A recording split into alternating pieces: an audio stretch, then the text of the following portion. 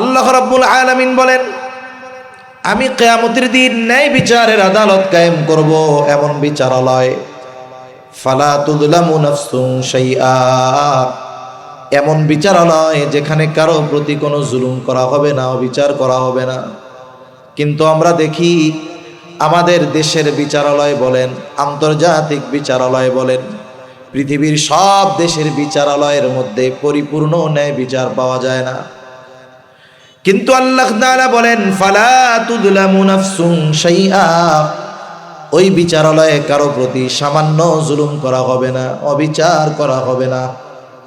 আল্লাহ তাআলা বলেন, ওয়া ইন কানা মিসকালা হাববাতিন মিন খারদালিন আতাইনা বিহা, কেউ যদি সরিষা দানা পরিমাণ কোনো আমল করে, ওই আমল সহকারে আমল করনেওয়ালা কেউ হাজির করা হবে।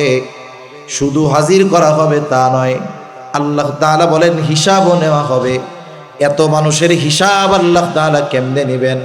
অনেক কথার সংক্ষিপ্ত জবাব আল্লাহ তাআলা বলেন, কাফা বিনা হাসিবিন, হিসাব নেওয়ার জন্য আমি যথেষ্ট। আবু যর রাদিয়াল্লাহু তাআলা আনহু বলেন, ক্বালা লি রাসূলুল্লাহ সাল্লাল্লাহু আলাইহি ওয়াসাল্লাম, রাসূলুল্লাহ সাল্লাল্লাহু আলাইহি ওয়াসাল্লাম আমাকে বলেছেন। কি বলছে? বলে, ইয়া আবা যর, হে আবু যর, ইত্তাকিল্লাহা হাইথুমা কুনতা, হে আবু যর, তুমি যেখানেই থাকো না কেন আল্লাহ তাআলাকে ভয় করবা। হযরত আবু যর রাদিয়াল্লাহু তাআলা আনহুকে নবীজি বলতেছেন, হে আবু যর, যেখানেই থাকো না কেন ভয় করবা কাকে? আল্লাহ তাআলাকে। আল্লাহ তাআলাকে সর্বহালতে ভয় করবা। তাহলে আল্লাহ রাব্বুল আলামিন কোরআনুল কারীমে তাকে ভয় করার কথা বলছে। আবার নবীজি সাল্লাল্লাহু আলাইহি ওয়াসাল্লাম তাকওয়ার কথা সব সময় বলতেন। নবীজির এমন কোনো খুতবা নাই, এমন কোনো ওয়াজ নাই যেই ওয়াজের শুরুতে নবীজি সাল্লাল্লাহু আলাইহি ওয়াসাল্লাম সাহাবা ইকরামকে তাকওয়ার কথা না বলতেন, এমন কোনো খুতবা ওয়াজ নবীজির নাই। আবু যর রাদিয়াল্লাহু তাআলা আনহুকে নবীজি স্পেশাল ভাবে বলতেছে, হে আবু যর, তুমি যেখানেই থাকো না কেন আল্লাহ তাআলাকে ভয় করবা। ভয় মানুষকে মানুষ দুই কারণে করে। কয় কারণে? এক কারণ হলো লোকটা যদি সবচাইতে খারাপ হয়, মন্দ হয়, সন্ত্রাসী হয়, ডাকাতি হয়, তাকে মানুষ ভয় করে। দুই নাম্বার কারণ, খারাপির কারণে ভয় করে না, বরং সম্মানিত ব্যক্তি হওয়ার কারণে ভয় করে। মনে করেন একজন উচ্ছৃঙ্খল ছেলে এলাকার সবচাইতে বড় আলেমের সামনে উচ্ছৃঙ্খলতা করবে না। সিগারেট হাতে থাকলে সে ফালায়া দিবে। আর একজন বলে, ফালায়া দাও কেন? বলে, ওই তো বড় হুজুর আসতেছে। বড় হুজুর যদিও খারাপ মানুষ না, ভালো মানুষ, কিন্তু তার আজমত, তার সম্মান, তার মর্যাদার দিকে খেয়াল করে মানুষ তাকে ভয় করে। তাহলে প্রথম শ্রেণীর ভয় যেটা, এর মধ্যে থাকে মানুষের প্রতি খারাপ ধারণা, এর মধ্যে থাকে ঘৃণা। আর দ্বিতীয় শ্রেণীর ভয় যেটা, এর মধ্যে থাকে মহব্বত, আজমত, এর মধ্যে থাকে সম্মান। তাহলে আল্লাহ তাআলাকে বান্দা যে ভয় করবে, এই ভয়টা কোন কারণে করবে? বলে আল্লাহ তাআলার আজমত, আল্লাহ তাআলার শান, মান, মর্যাদা, এই দিকে খেয়াল করে বান্দা আল্লাহ তাআলাকে ভয় করবে। যেমন একজন বুজুর্গ বড় আলেমকে দেখা সে পাপ করতে ভয় পায়। কেন? বলে মোহাব্বত করার কারণে, তার আজমত, তার সম্মানের কারণে। অনুরূপভাবে আল্লাহ তাআলাকে ওই ধরনের ভয় করবে যে তার আজমতের দিকে খেয়াল রেখা আল্লাহ তাআলা যেই বিষয়গুলো নিষেধ করেছেন সেগুলো থেকে সে বেঁচে থাকবে। এজন্য তাকওয়ার একটা অর্থ ভয়, আর একটা অর্থ বিরত থাকা, বেঁচে থাকা। দুইটা অর্থকে যদি একসাথে সমন্বয় করা হয় তাহলে কি বলে? আল্লাহ তাআলার আজমত, শান, মান, কুদরত, আল্লাহ তাআলার দয়া, সব কিছুর দিকে খেয়াল রেখে তাকে মোহাব্বত করে ভালোবেসে তার নিষিদ্ধ বিষয়গুলো থেকে নিজেকে বাঁচিয়ে রাখা। যে রাখে বলে সেই ব্যক্তি হলো মুত্তাকি। সুবহানাল্লাহ। এখন একজন মুরব্বী, তাকে দেখে আমরা পাপ করি না কেন? বলে উনি সম্মানিত মানুষ, পাপ করতে যদি দেখা ফেলে তাহলে তো সমস্যা। আলহামদুলিল্লাহ, জাযাকাল্লাহ, ঠিক আছে। উনি যদি পাপ করতে দেখে এটা লজ্জা লাগবে, এই জন্য সে দেখে ফেলবে, এই লজ্জায় আমরা ওনার সম্মানের দিকে খেয়াল করে দেখে ফেলবে, এই ভয়ে, এই লজ্জায় আমরা গুনাহ করি না। অথচ লজ্জা করার ক্ষেত্রে সবচাইতে বেশি লজ্জা করা দরকার কাকে? জোরে বলেন না, কাকে? আল্লাহ তাআলাকে। আল্লাহ রাব্বুল আলামিনকে সবচাইতে বেশি লজ্জা করার দরকার। কারণ দুনিয়ার মানুষ আমাকে আপনাকে দেখবে, আত্মীয় স্বজন দেখবে, বন্ধু বান্ধব দেখবে, মা বাবা দেখবে, ভাই দেখবে। তাদের দেখার কিছু নির্দিষ্ট এরিয়া আছে। তারা সামনে দেখবে তো পেছনে দেখবে না, আলোতে দেখবে তো আধারে দেখবে না, কাছে দেখবে তো দূরে দেখবে না, সামনে দেখলে তো ডানেও দেখবে না, বামেও দেখবে না। কিন্তু আল্লাহ তাআলা বলেন, তো পৃথিবীর এমন কোন জায়গা আছে নাকি যেই জায়গায় গিয়ে যদি আমরা পাপাচার অনাচারে লিপ্ত হই, ওই জায়গায় গিয়ে পাপ করলে, গুনাহ করলে আল্লাহ তাআলা দেখবে না? এমন কোন জায়গা এই সৃষ্টি জগতের কোথাও কি আছে? আল্লাহ রাব্বুল আলামিন সব জায়গায় দেখেন, সব কিছুর খবর আল্লাহ তাআলা রাখেন। আল্লাহ তাআলা শুধুমাত্র আমাদের অঙ্গের বাহিরের বিষয়গুলো দেখেন এমনটা নয়, অন্তরের ভিতরে কি আছে আল্লাহ তাও দেখে। আল্লাহ তাআলা বলেন, ওয়ালাকাদ খালাকনাল ইনসানা ওয়া না'লামু মা তুওয়াসওয়িসু বিহি নাফসুহু ওয়া নাহনু আকরাবু ইলাইহি মিন হাবলিল ওয়ারিদ। আল্লাহ রাব্বুল আলামিন বলেন, আমি মানুষ সৃষ্টি করেছি। ওয়ালাকাদ খালাকনাল ইনসান ওয়া না'লামু মা তুওয়াসওয়িসু বিহি নাফসুহু। আমি জানি কোন জিনিস তার অন্তরের মধ্যে ওয়াসওয়াসা দেয়। ওয়াসওয়াসার উৎপত্তি স্থল হলো অন্তর। পৃথিবীতে অনেক আধুনিক মেশিনারিজ আবিষ্কৃত হয়ে গেছে।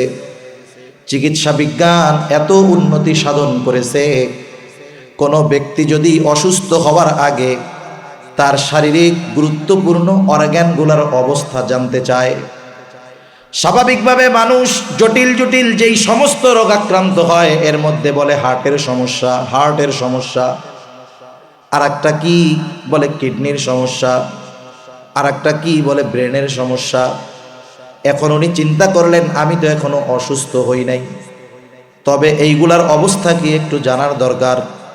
বলে ওনাকে মেশিনের মধ্যে ঢুকায় দেওয়া হবে, আর রিপোর্ট বের হয়ে আসবে যে আপনার কিডনি 75% ভালো আছে, ব্রেন 85% ভালো আছে, হার্ট 70% ভালো আছে। তার মানে প্রযুক্তিকে ব্যবহার করে একটা অর্গান পরিপূর্ণ অসুস্থ হওয়ার আগে তার খবরটা জেনে আবার সেটার চিকিৎসা ব্যবস্থাও করা যায়। চিকিৎসা বিজ্ঞান এর চাইতে আরো উন্নত এখন।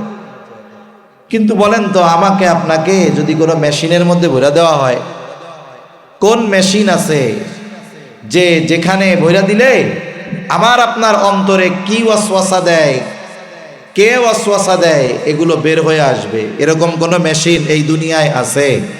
এই দুনিয়ায় নাই। অথচ আল্লাহ তাআলা বলেন, ওয়া না'লামু মা তুওয়াসওয়িসু বিহি নাফসুহু। আমি জানি কোন জিনিস তোমার অন্তরের মধ্যে ওয়াসওয়াসা দেয়। আমরা যদি জিজ্ঞাসা করি, আল্লাহ আপনি কেমনে জানেন? আল্লাহ তাআলা বলেন, ওয়া নাহনু আকরাবু ইলাইহি মিন হাবলিল ওয়ারিদ। এটা জানার কারণ হলো, আমি তোমার শাহরগের চাইতেও অধিক নিকটে। সুবহানাল্লাহ বলেন, শাহরগের চাইতেও অধিক নিকটে। এর দ্বারা আল্লাহ তাআলা মূলত বোঝাতে চান যে আমি আমার যত কাছে তার চাইতে বেশি কাছে কে? জোরে বলেন না, কে? আমরা আমাদের যত কাছে তার চাইতে বেশি কাছে কে? আল্লাহ। এজন্য আল্লাহ তাআলা শুধুমাত্র বাহিরের বিষয়গুলো দেখেন না, অন্তরের বিষয়গুলোও দেখেন।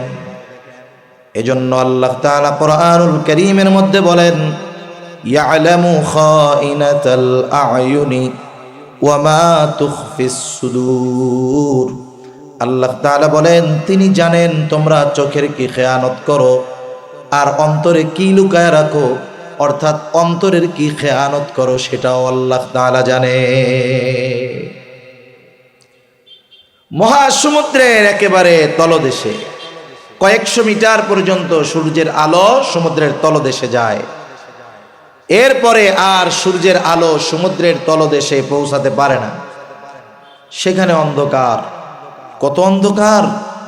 আমাবস্যার কালো রাত্রির চাইতেও বেশি অন্ধকার ওইসব জায়গায়। মহাসমুদ্রের এমনও কিছু স্থান আছে যে জায়গাগুলোর গভীরতা প্রায় 14-15 কিলোমিটারের কাছাকাছি। সমুদ্রের গভীরতা 14-15 কিলোমিটারের কাছাকাছি। এই সমুদ্রের একেবারে তলদেশে বালুকণার উপরে অনেক প্রাণী চলাচল করে। এত ক্ষুদ্র, এত ছোট, হয়তো চোখ দিয়ে দেখা যাবে না, কিন্তু আল্লাহ তাআলা তো সামিউম বাসীর। আল্লাহ তাআলা ওই সমুদ্রের অতল গভীরে কালো অন্ধকারের মধ্যে ক্ষুদ্র একটা প্রাণী সমুদ্রের তলদেশে চলাচল করে, ওটাকে তো আল্লাহ তাআলা দেখেনি, সাথে সাথে ওইটা চলাচলের কারণে যে আওয়াজ হয় সেটাও আল্লাহ তাআলা শুনতে পায়। সুবহানাল্লাহ। এখন বলেন, আমরা যদি পাপ কাজ করতে চাই, কোনো জায়গা আছে যাওয়ার মতো? হযরত লোকমান একজন প্রজ্ঞাবান ব্যক্তি ছিলেন। উনি ওনার সন্তানদেরকে কিছু উপদেশ দিয়েছেন, নসিহত করেছেন। হযরত লোকমানের সময়কাল হলো দাউদ আলাইহিস সালামের আগে। দাউদ আলাইহিস সালাম নবুয়ত পাওয়ার আগ পর্যন্ত হযরত লোকমান ওই এলাকার মানুষের মধ্যে মাসলা মাসাইল বর্ণনা করতেন, ওয়াজ নসিহত করতেন। তা উনি ওনার সন্তানকে কিছু সুন্দর ওয়াজ করছে। ওয়াজগুলো আল্লাহ তাআলার কাছেও খুব পছন্দনীয় হয়েছে। ওয়াজগুলো আল্লাহ তাআলা লোকমান আলাইহিস সালামের পরে কোন নবীকে আল্লাহ তাআলা এই ওয়াজগুলো করেন নাই। দাউদ আলাইহিস সালামকেও করেন নাই, সুলাইমান আলাইহিস সালামকেও করেন নাই, মুসা আলাইহিস সালামের উপরে তাওরাত নাজিল হয়েছে ওইখানেও করেন নাই, ঈসা আলাইহিস সালামের উপরে ইনজিল ওখানেও করেন নাই। আল্লাহ তাআলা উম্মতে মুহাম্মাদির জন্য লোকমান আলাইহিস সালামের সন্তানকে করা নসিহতগুলোকে সংরক্ষণ করেছেন এবং এই উম্মতের শিক্ষার জন্য, সন্তান গড়ার জন্য কোরআনুল কারীমে হযরত লোকমানের উপদেশগুলোকে আল্লাহ তাআলা নাজিল করেছেন। সুবহানাল্লাহ। এর মধ্যে একটা উপদেশ হযরত লোকমান তার সন্তানকে করতেছে, ইয়া বুনাইয়া ইন্নাহা ইন তাকু মিসকালা হাববাতিন মিন খারদাল ফাতাকুন ফি সখরাতিন আও ফিস সামাওয়াতি আও ফিল আরদি ইয়াতি বিহাল্লাহ।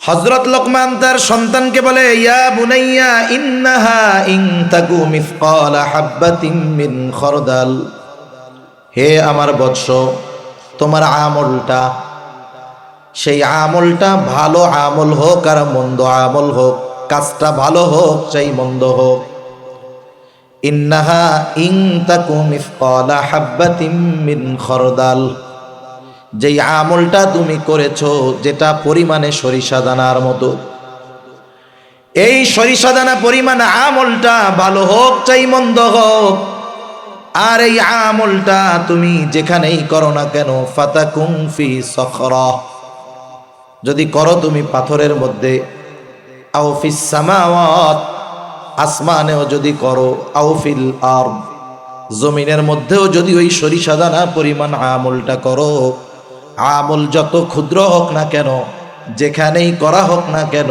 ইয়াতি বিহাল্লাহ, তোমার ওই আমলটা যিনি হাজির করবেন তিনি কে? আনাস রাদিয়াল্লাহু তাআলা আনহু থেকে বর্ণিত হাদিস, নবীজি সাল্লাল্লাহু আলাইহি ওয়াসাল্লাম বলেন, যখন কেউ কোনো আমল করে, যদি সে ওই আমলটা এমন কোনো পাথরের মধ্যে করে, বলে কেমন পাথর? বলে যেই পাথরে ঢোকারও কোনো দরজা নাই, বাহির হওয়ারও কোনো দরজা নেই।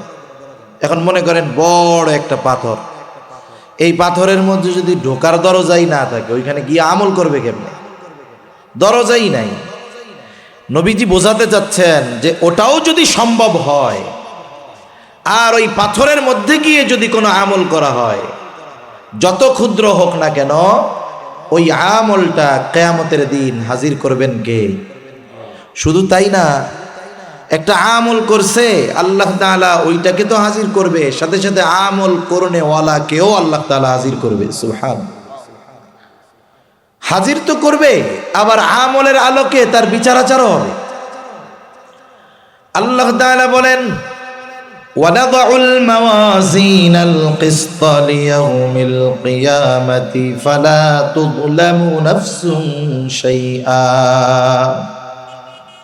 وَإِنْ كَانَ مِثْقَالَ حَبَّةٍ مِّنْ خَرْدَلٍ أَتَيْنَا بِهَا وَكَفَى بِنَا حَاسِبِينَ। আল্লাহ রাব্বুল আলামিন বলেন, আমি কিয়ামতের দিন ন্যায় বিচারের আদালত কায়েম করব, এমন বিচারালয়, ফালা তুযলামু নাফসুন শাইআ, এমন বিচারালয় যেখানে কারো প্রতি কোনো জুলুম করা হবে না, অবিচার করা হবে না। কিন্তু আমরা দেখি আমাদের দেশের বিচারালয় বলেন, আন্তর্জাতিক বিচারালয় বলেন, পৃথিবীর সব দেশের বিচারালয়ের মধ্যে পরিপূর্ণ ন্যায় বিচার পাওয়া যায় না।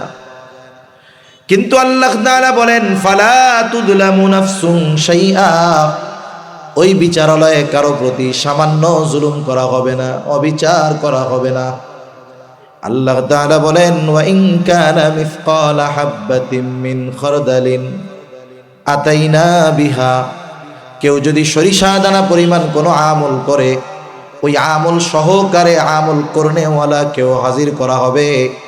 শুধু হাজির করা হবে তা নয়, আল্লাহ তাআলা বলেন হিসাবও নেওয়া হবে। এত মানুষের হিসাব আল্লাহ তাআলা কেমনে নেবেন? অনেক কথার সংক্ষিপ্ত জবাব আল্লাহ তাআলা বলেন, কাফা বিনা হাসিবিন, হিসাব নেওয়ার জন্য আমি যথেষ্ট। তাহলে বলেন দেখি, পৃথিবীর কোথাও সরিষা দানা পরিমাণ কোনো গুনার কাজ করে বেঁচে যাওয়ার বা ওই আমল ধ্বংস হয়ে গেছে আর ধরা পড়বো না, এই চিন্তা করার কোনো সুযোগ আছে? এই চিন্তাধারা আমাদের মধ্যে নাই, যার কারণে আমাদের চারিত্রিক উন্নতি সাধিত হচ্ছে না। যদি হতো তাহলে আমরা পাপাচারে লিপ্ত হইতাম না। আল্লাহ সুবহানাহু ওয়া তাআলা নিজে তো সব কিছুই দেখেন, সাক্ষী হিসাবে আল্লাহ একাই যথেষ্ট। কাফা বিল্লাহি শাহিদা, আল্লাহ তাআলা তো সাক্ষী হিসাবে যথেষ্ট। এরপরেও আরো অনেকে আমাদের কর্মের ব্যাপারে খবর রাখে। যেমন আল্লাহ তাআলা আমাদের প্রত্যেকের দুই কাঁধে দুইজন ফেরেশতা নিযুক্ত করে দিয়েছেন। সম্মানিত লেখক দ্বয়, এনারা কি করে?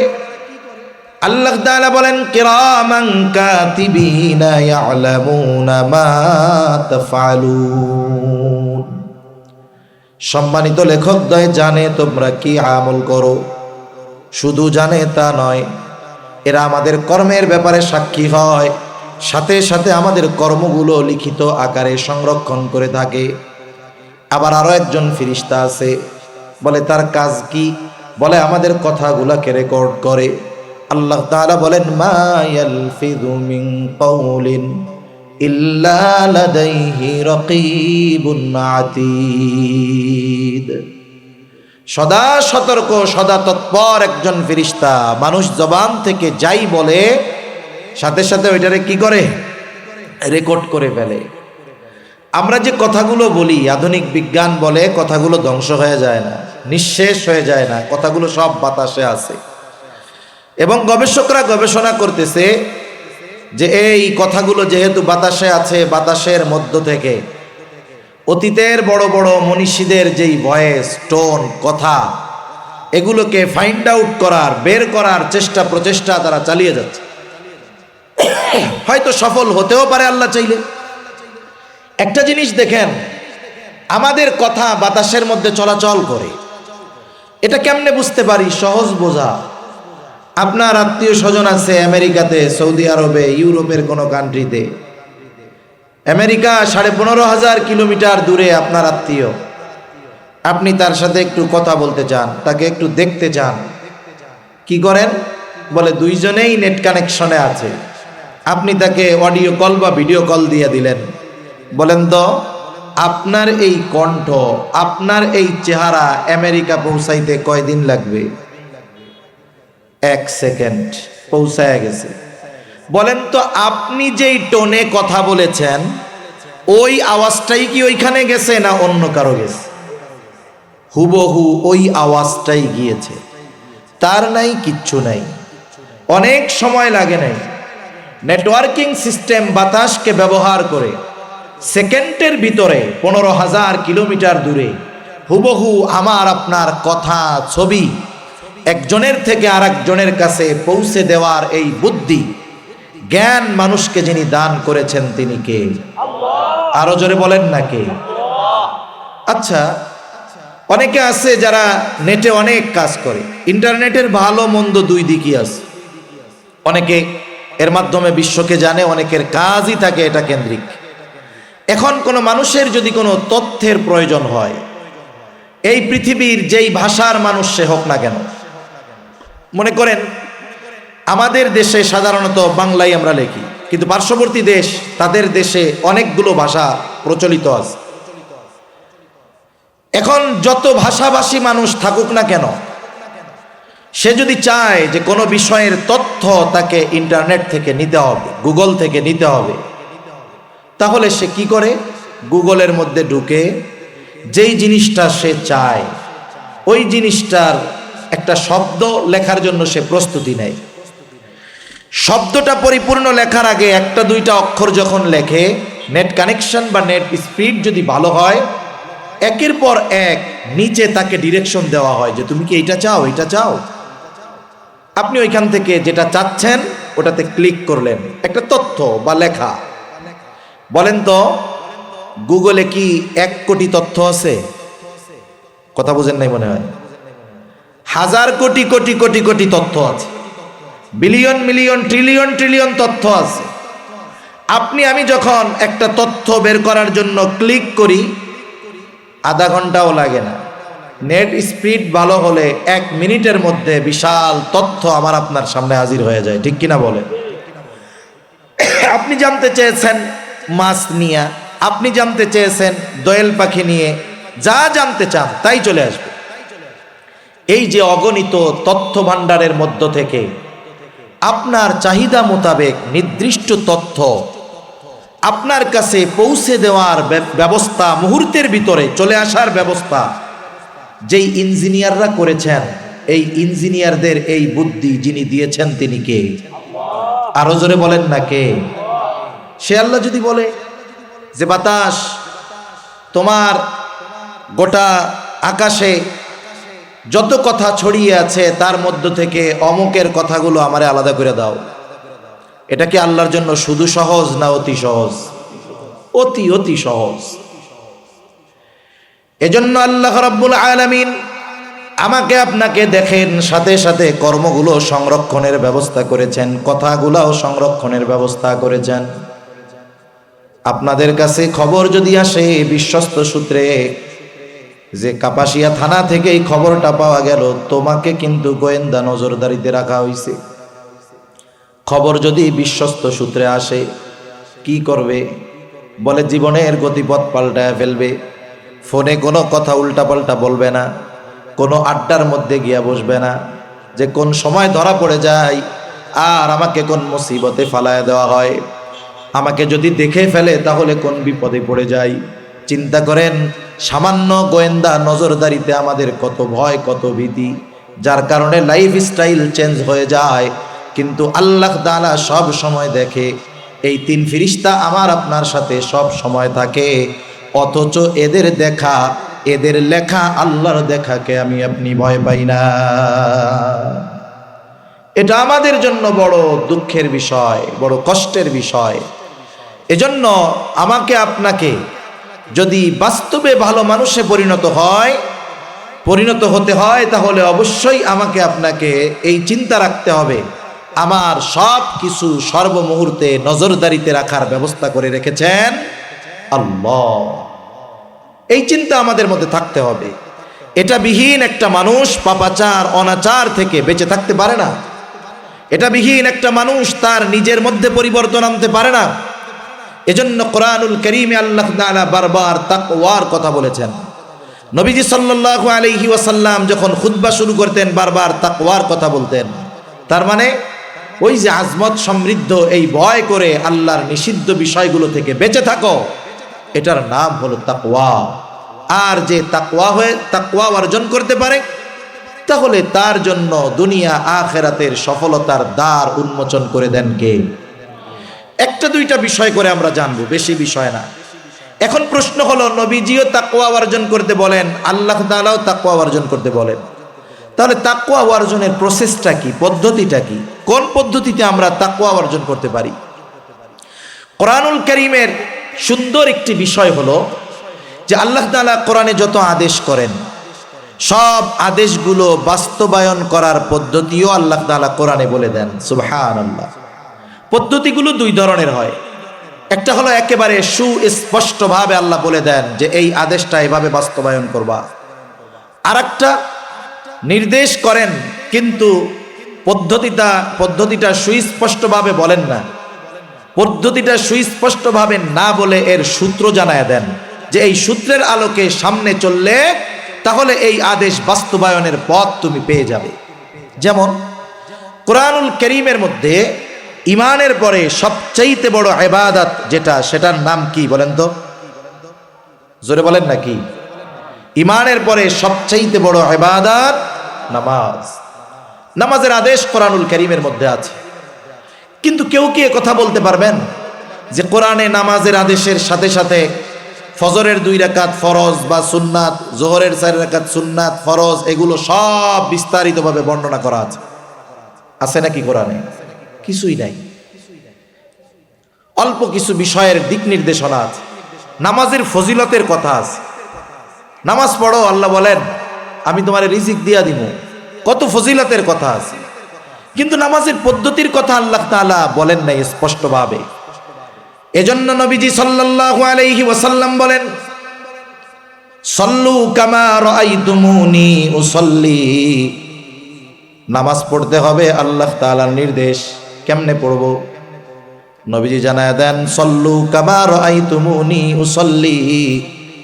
আমাকে যেভাবে নামাজ পড়তে দেখো সেভাবে নামাজ পড়ো। তাহলে নামাজের আদেশ দিয়েছেন আল্লাহ, কিন্তু এই আদেশের প্র্যাকটিক্যাল প্রয়োগ শিখিয়ে দিয়েছেন মুহাম্মাদুর রাসূলুল্লাহ সাল্লাল্লাহু আলাইহি ওয়াসাল্লাম। মনে করেন আরেকটা উদাহরণ দেই, যেমন আল্লাহ তাআলা কোরআনে আদেশ দিয়েছেন ওয়ারকাউ মা'আর রাকিঈন, রুকুকারীদের সাথে রুকু করো। নামাজের যতগুলো ফরজ আছে তার মধ্যে একটি ফরজ হলো রুকু করা। রুকু শব্দের শাব্দিক অর্থের দিকে যদি আপনি তাকাই, তাহলে অর্থটা আসবে ঝোঁকা। এখন ঝোঁকার মাত্রা কতটুকু হবে, কতটুকু ঝুঁকতে হবে, কিভাবে দাঁড়াতে হবে, কোরআনুল কারীমে বিস্তারিত আলোচনা নাই। এখন যদি কেউ নবীর হাদিসকে বাদ দিয়ে, নবীর সুন্নাহকে বাদ দিয়ে সে যদি নিজের মতো নামাজের মধ্যে রুকু করার কথা আসছে সোজা হয়ে দাঁড়ায় শুধু মাথাটারে ঝুঁকায়, বলেন তো তার রুকু হবে নাকি? রুকু হবে না। তার মানে আল্লাহ সুবহানাহু ওয়া তাআলা আদেশ করেছেন রুকু করার, কিন্তু কতটুকু ঝুঁকতে হবে, কিভাবে থাকতে হবে, কতটুকু সময় থাকতে হবে, সেটা শেখার জন্য ডিরেকশন দিয়ে দিয়েছেন যে এটা আমার হাবিবের কাছ থেকে শিখে নাও। সুবহানাল্লাহ। আল্লাহ তাআলা কোরআনুল কারীমের মধ্যে তাকওয়া অর্জন করার নির্দেশ দেওয়ার সাথে সাথে অর্জন করার কিছু পদ্ধতি আল্লাহ বলে দিয়েছেন। 1 নাম্বার আল্লাহ তাআলা বলেন, ইয়া আইয়ুহাল্লাযীনা আমানুত্তাকুল্লাহ ওয়া কুনু মা'আস সাদিকিন। আল্লাহ তাআলা বলেন, হে ঈমানদারেরা, আল্লাহ তাআলাকে ভয় করো, বলে ভয় কি জিনিস আগেই কইছি। আল্লাহর আজমতকে খেয়াল রেখে তার নিষিদ্ধ বিষয়গুলো থেকে বেঁচে থাকো। এখন কেমনে বাঁচবো, কেমনে তাকওয়া অর্জন করব? আল্লাহ তাআলাই বলেন, বান্দা কুনু মা'আস সাদিকিন, তুমি সত্যবাদীদের সঙ্গী হয়ে যাও। আল্লাহ তাআলা এখানে আবেদিন বলেন নাই, আল্লাহ তাআলা সত্যবাদিতাকে উল্লেখ করেছেন। তার মানে কি? বুজুর্গানে দিন বলেন, একটা মানুষ প্রকৃতপক্ষে সাদেক তখনই হতে পারে যখন তার মধ্যে অন্যান্য সব ভালো গুণের খোঁজ পাওয়া যায়। সে যখন অন্যান্য সব ভালো গুণে গুণান্বিত, তখনই সে প্রকৃত সাদেক হতে পারে, এর আগ পর্যন্ত হতে পারে না। এই জন্য দেখেন, কাফেররা আমার আপনার নবীকে নবুয়তির বহু পূর্বে বিশেষ করে যে দুটি গুণে গুণান্বিত করেছেন, এর মধ্যে একটা হলো আস-সাদিক, সত্যবাদী, আরেকটা হলো আল আমিন, আমানতদার। তাহলে সত্যবাদীদের সঙ্গী হয়ে যাও, নেককার বান্দাদের সঙ্গী হয়ে যাও, ভালো গুণে যারা গুণান্বিত তাদের সঙ্গী হয়ে যাও। আবার আরেক জায়গায় আল্লাহ তাআলা বলেন, ইয়া আইয়ুহাল্লাযীনা আমানুত্তাকুল্লাহা ওয়াল তানজুর নাফসুম মা কদ্দামাত লিগাদিন ওয়াত্তাকুল্লাহ। আল্লাহ তাআলা এখানে বলেন, হে ঈমানদারেরা, ইয়া আইয়ুহাল্লাযীনা আমানুত্তাকুল্লাহ, হে ঈমানদারেরা, তোমরা তাকওয়া অর্জন করো, মুত্তাকি হও। আমরা যদি প্রশ্ন করি, আল্লাহ কেমনে মুত্তাকি হব? আল্লাহ তাআলা বলেন, ওয়াল তানজুর নাফসুম মা কদ্দামাত লিগাদ, তুমি আগামীর দিকে নজর দাও, তুমি আগামীর জন্য কি প্রেরণ করেছ। এখানে আগামী বলতে আগামী দুই ধরনের হয়। একটা হলো অনিশ্চিত আগামী ভবিষ্যৎ, আর একটা হলো সুনিশ্চিত ভবিষ্যৎ। আগামী মানেই তো ভবিষ্যৎ, সামনে যেটা সেটাই তো সামনের ফিউচার। যেমন মনে করেন একজন চাকরিজীবী চাকরি করে, মাস শেষে 20, 30, 40, 50 হাজার টাকা বেতন পায়, এবং সে চিন্তা করে যে আমি আমার বেতন থেকে প্রতি মাসে 5,000 টাকা করে সেভ করব। এখন এই সেভ কেন করে? বলে চাকরি যখন শেষ হবে তখন যেন বৈশা বৈশা খাইতে পারি, কষ্ট না করা লাগে। সরকারি চাকরি যারা করে, যথাযথভাবে যদি দায়িত্ব পালন করে, চাকরি শেষ, 62 বছর বয়স, লোকটা শারীরিকভাবে দুর্বল, 40 বছর 30 বছর সে তার মেধা, শক্তি, পরিশ্রম সব ব্যয় করছে সরকারের আদেশ মতো।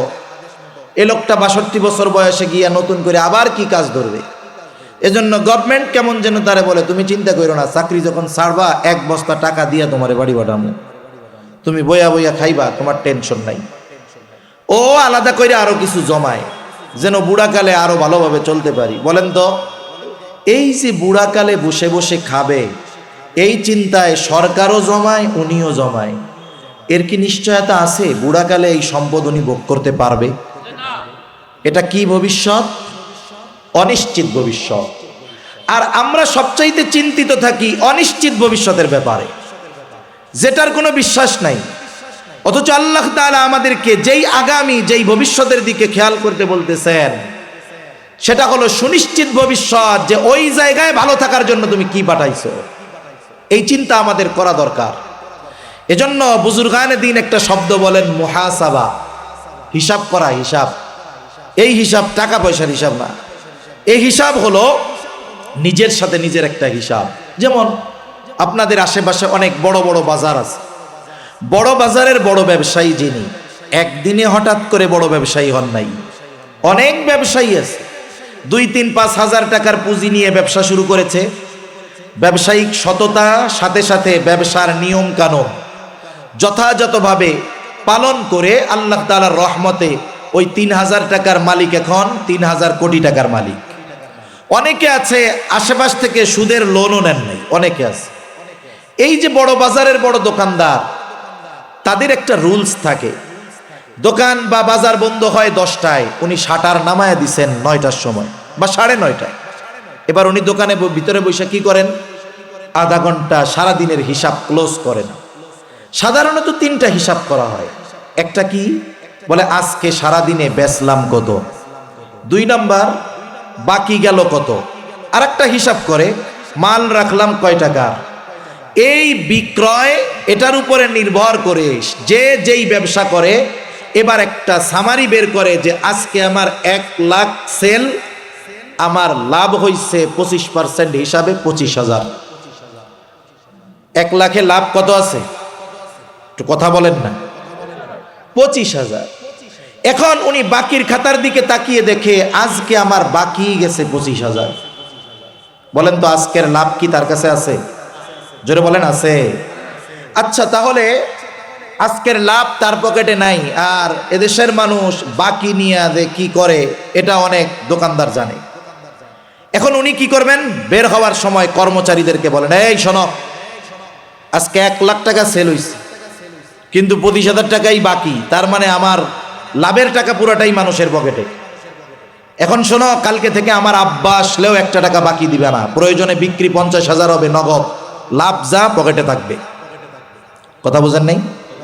এখন সারা দিনের এক হিসাব করার পরে সে আগামী দিনের জন্য কি সিদ্ধান্তে উপনীত হয়েছে যে আগামী দিন আমি আর বাকি দিব না, আমার সেল 25,000 কম হোক, এই 75,000-এ যেই লাভটা আসবে সেটা তো আমার পকেটে থাকবে, কিন্তু সেল বেশি হয়েছে, বাকি যাওয়ার কারণে লাভ তো আর আমার কাছে নাই, বরং আজকে আমি যা খরচ করছি মূলধন থেকে। আর টাকা হলো এমন, যতক্ষণ যার পকেটে বলে ততক্ষণ সেই মালিক। একজন দোকানদার যদি যথাযথভাবে তার ব্যবসার হিসাব করে তাহলে সে আগামী দিনের ব্যবসা কেমন হবে এটাকে সামনে রেখে এক সময় সে সফল ব্যবসায়ীতে পরিণত হয়। জীবনের মুহাসাবাটা যদি এমন হয়ে যায়, রাতে যখন বিছানায় শুভ 10টা মিনিট সময় নেন, মাত্র 10 মিনিট। রাতের বেলা এমন একটা জিনিস, মানুষ যখন বিছানায় শুয়ে যায় ওই সময়টাতে সে তার ব্রেনকে যেই দিকে ডাইভার্ট করবে, ব্রেন ওই ধরনের কাজের দিকেই আগ্রহী হবে। আপনি যদি মোবাইলটা হাতে নিয়ে বিছানায় শুতে যান, শুরু করবেন কারি আব্দুল বাসেতের তিলাওয়াত দিয়া, আর যখন আপনার চোখে ঘুম ঘুম চলে আসবে দেখবেন সিনেমা চলতেছে। কারণ আস্তে আস্তে শয়তান ডাইভার্ট করে অন্যদিকে নিয়ে যাবে।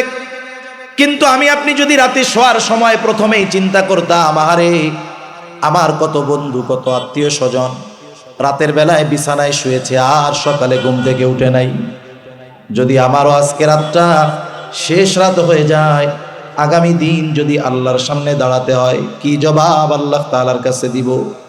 হায়রে কত মন্দ কাজ করি। এইবার একটু চোখ বন্ধ করে সারা দিনের সামারি টান দেন, আজকে সারা দিনে ভালো কাজ কত, সারা দিনে মন্দ কাজ কত। আমি বলতে পারি আমার সারা দিনের ভালো কাজ মন্দ কাজ আমি 5 মিনিটও লাগবে না বাহির করে ফেলতে পারবো। এবার একটু হিসাব নিকাশ করেন, আজকে সারা দিনের ভালো কাজ বেশি নাকি মন্দ কাজ বেশি? যদি ভালো কাজ বেশি হয় তো আলহামদুলিল্লাহ, আর মন্দ কাজ যদি বেশি হয় ওই সময় একটা চিন্তা আমার আপনার ব্রেনের মধ্যে আসবে, না আল্লাহর কাছে ক্ষমা চাই, আগামী দিন থেকে আর মন্দ কাজ করব না। এই যে দৃঢ় প্রত্যয় নিয়ে আল্লাহ তাআলার সাথে কথোপকথন করে, আপনি তো আস্তাগফিরুল্লাহ মুখ দিয়া পড়েন নাই, কিন্তু অন্তর দিয়ে ক্ষমা চাইছেন কার কাছে? আরে ওই রাত্র যদি আপনার আমার জীবনের শেষ রাত হয়ে যায়, আশা করা যায় কিয়ামতের দিন আমার আপনার আমলনামাটা গুনাহ শূন্য থাকবে। এজন্য মুহাসাবা দরকার, জীবনের হিসাব করা দরকার, ঠিক কিনা বলেন? একটা প্রসিদ্ধ ঘটনা বুজুর্গানে দিন বলেন, হাদিসের মধ্যেও বারবার আসছে, হাদিসের মধ্যে বারবার আসছে, এক জালেম তার নাম হলো কিফিল। নারায়ে তাকবীর, নারায়ে তাকবীর। এই কি আওয়াজ দিলেন? নারায়ে তাকবীর। এখন শুনেন, 1000 ওয়ার্ডের বাতি এই জায়গায় যদি জ্বালান, ক্রিকেট খেলা যাবে না? 10টা লাগাইলে যাবে তো, কিন্তু যদি সূর্যের আলো মাথার উপরে চলে আসে 1000 না, আপনি যদি 1000 ওয়াটের 500 লাইটও লাগান, সূর্যের আলোর সামনে কিছু আছে? হ্যাঁ। আবার দেখেন, সেই জন্য আমাদের আজকের মাহফিলের মধ্যমণি নক্ষত্র যিনি, আমাদের সকলের হৃদয়ের মানুষ, বড় ভাই মুফতি আরিফ বিন হাবিব হাফিজাহুল্লাহ, হযরত স্টেজে চলে আসছে। যেহেতু হাদিসটা বলছিলাম, এই দুই কথাগুলা বইলা আমি আলোচনা শেষ করে দিব। আপনারা এর মধ্যে পরিবেশটা সুন্দর করে বসবেন, সামনের ফাঁকা জায়গাগুলো পূরণ করে বসবেন। দ্রুততার সাথে চলে আসেন, তাড়াতাড়ি চলে আসেন সবাই, সামনের ফাঁকা জায়গাগুলো পূরণ করেন। তাহলে প্রথম কথা হলো যে আমরা সর্বহালতে ভয় করব কাকে? তাকওয়া অর্জনের পদ্ধতি কি? কোরআন থেকে দুইটা পদ্ধতি নিলাম। একটা হলো ভালো মানুষের সাথে সম্পর্ক গড়ব সব জায়গায়, এটা কর্মস্থলে হোক, প্রতিষ্ঠানে হোক, শিক্ষা প্রতিষ্ঠানে হোক, সফরে হোক। আমি চিন্তা করব একটা জিনিস, দেখেন মানুষের একটা লেভেল আছে। মনে করেন আমার লেভেল এইখানে, আমি ভালো এতটুকু। আমি যদি আমার চাইতে ভালো মানুষটা যে আরো উঁচু ভালো তার সাথে মিশি, তাহলে আমার লেভেল আপ হবে। আমি যতটুকু ভালো তার চেয়ে যদি খারাপের সাথে মিশি, তাহলে আমার ভালোর লেভেল নিচু হবে। এই উসুল সামনে রেখে আপনি সঙ্গী নির্বাচন করবেন, তাহলে দেখবেন জীবনে অনেক উপকার হবে। 2 নাম্বার যেটা মুহাসাবা, টাকা পয়সার হিসাব খালি করব না, আমার জীবনের হিসাবটাও করব। রাত্রে 5টা মিনিট সময় আমরা আমাদের দৈনন্দিন সারাদিনের কর্মের হিসাব করবো, তো ইনশাআল্লাহ জীবনের গতিপথ পাল্টা যাবে ইনশাআল্লাহ। এরপরে নবীজি বলতেছেন ওয়াতবিউস সাইয়্যাতাল হাসানাতা তামহুহা, মন্দ কাজ যদি হয়ে যায় ভালো কাজ করবা। কেন? বলে ভালো কাজ মন্দ কাজকে মিটায়া দেয়। সুবহানাল্লাহ। এজন্য আমরা মানুষ, মন্দ কাজ হইতে পারে, সাথে সাথে ওই মন্দ কাজটার বিপরীতে ভালো কাজ আছে। অন্ধকারের বিপরীতে আলো আছে, সাদার বিপরীতে কালো আছে, মন্দের বিপরীতে ভালো আছে। আল্লাহ তাআলাও বলেন ইন্নাল হাসানাতি ইউযহিবুনাস সাইয়্যাত। এজন্য মন্দ কাজ হতেই পারে, শয়তান ধোঁকা দিতেই পারে, ইস্তেকামতের উপরে থাকবো না যে মন্দ কাজটা কইরাই যাই, আমরা বরং এর বিপরীতে ভালো কাজ করব। আল্লাহ তাহলে আমাদের মন্দ কাজগুলো মিটায়া দিবে।